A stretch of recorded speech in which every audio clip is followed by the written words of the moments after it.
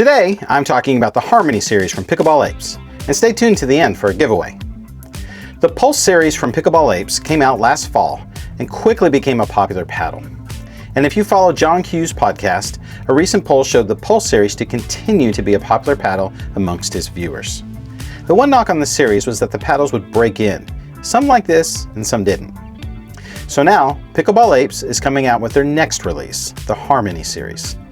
And one of the goals of this paddle was to avoid that change in the paddle playability and make it more consistent. So let's look at their construction and pay attention. This is a one-of-a-kind paddle. It has a honeycomb polypropylene core, 16mm with 8mm cells. That's pretty normal.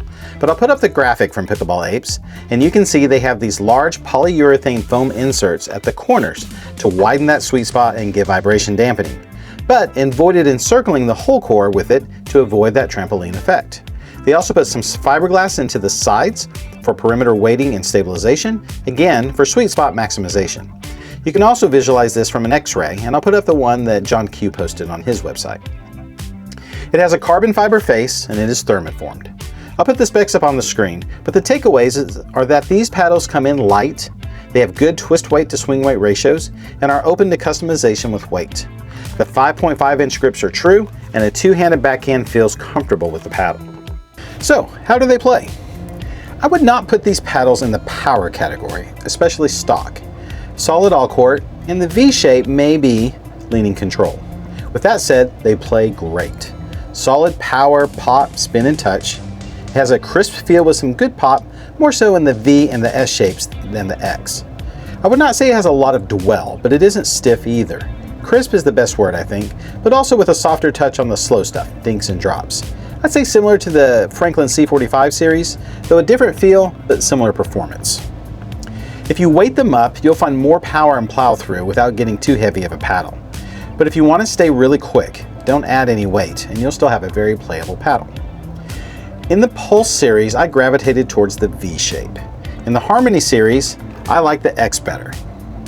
I think it plays very stable for an elongated, maybe even more so than the twist weight of 6.1 would suggest. A little weight at the throat blossomed that up to 6.5. And I found it to be a touch less poppy than the V and the S, which seems to be a bit better for my game. Tailor your choice to the style of pickleball that you like to play.